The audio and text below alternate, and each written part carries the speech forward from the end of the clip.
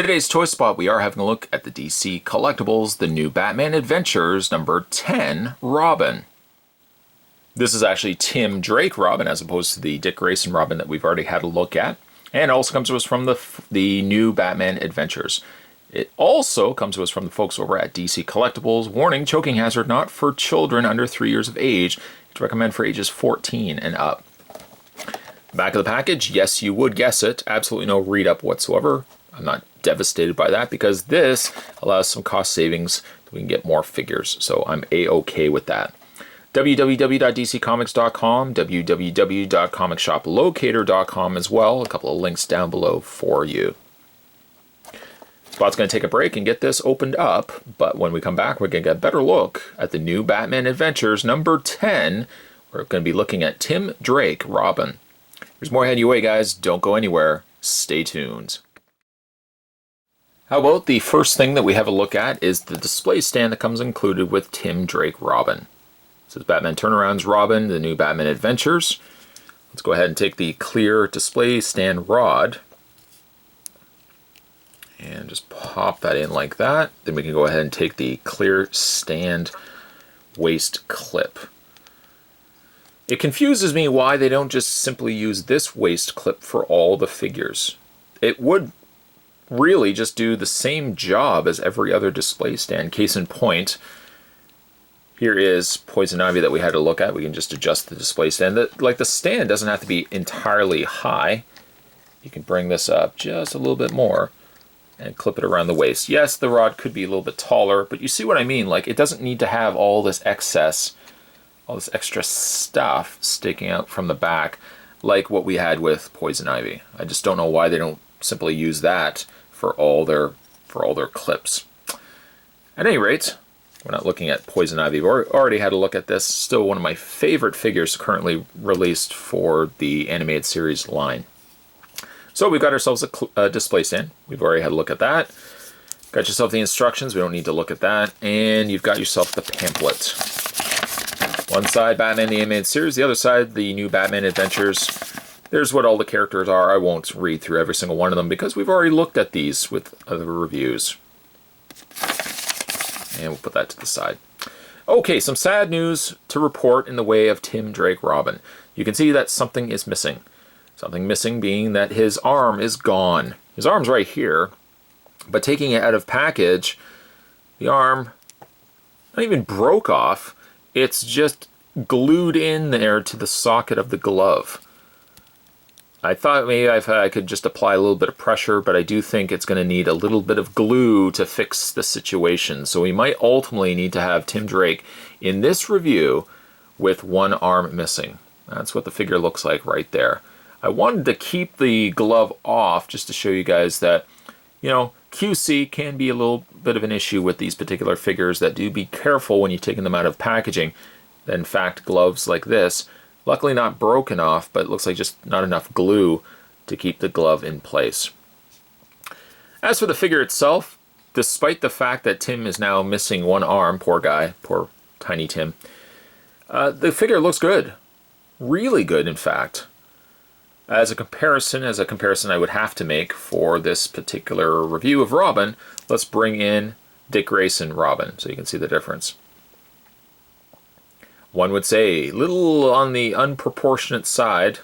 Tim Drake's head is really big, but I guess that fits perfectly for the bill of the character.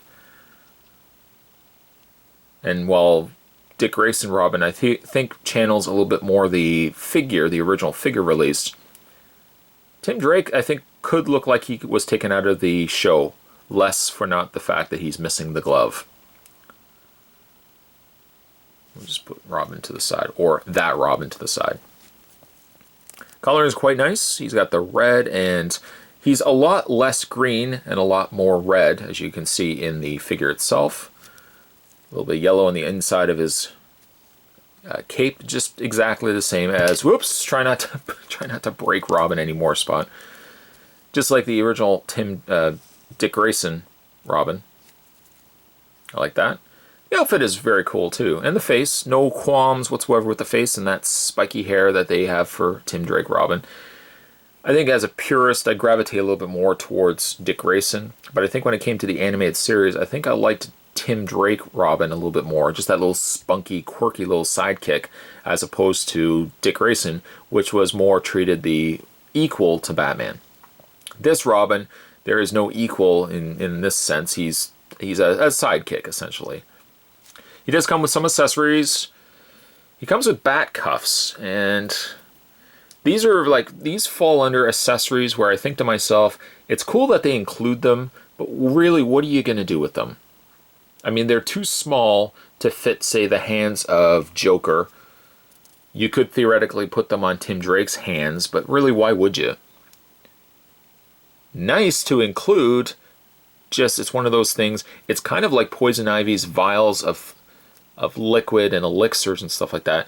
It's cool that you get them, but you really can't do too much with them once you have them. Robin also comes with a fair share of different hands, some perfect for batarangs, which is a perfect segue to show you the other accessory that he comes with is a batarang. Very, very small batarang.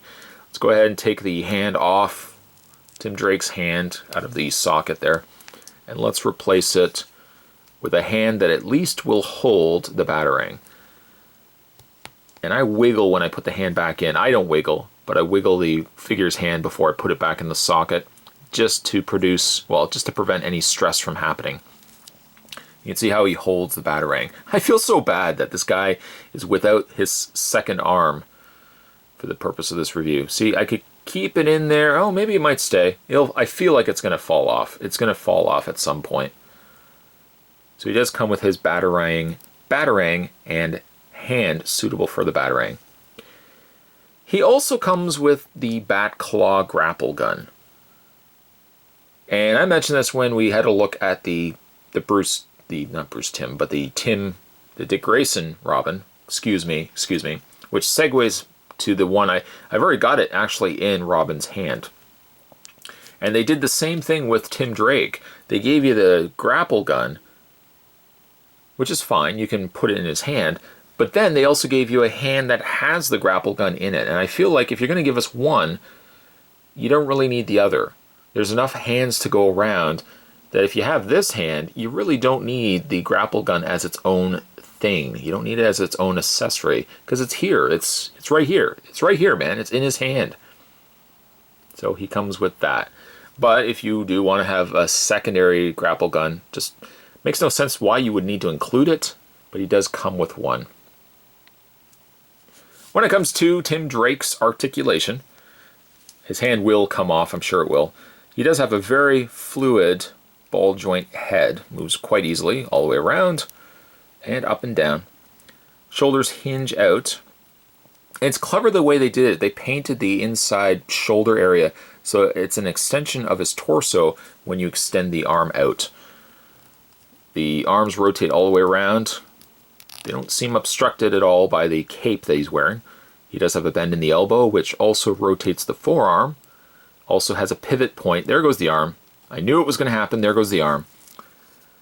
No waist swivel. Or actually, excuse me, he does have a waist swivel. Let's put his arm back in. Poor Tim Drake. He does have that waist swivel. Legs hinge forward and back and out. He does have a bend at the knee and a pivot hinge in the foot.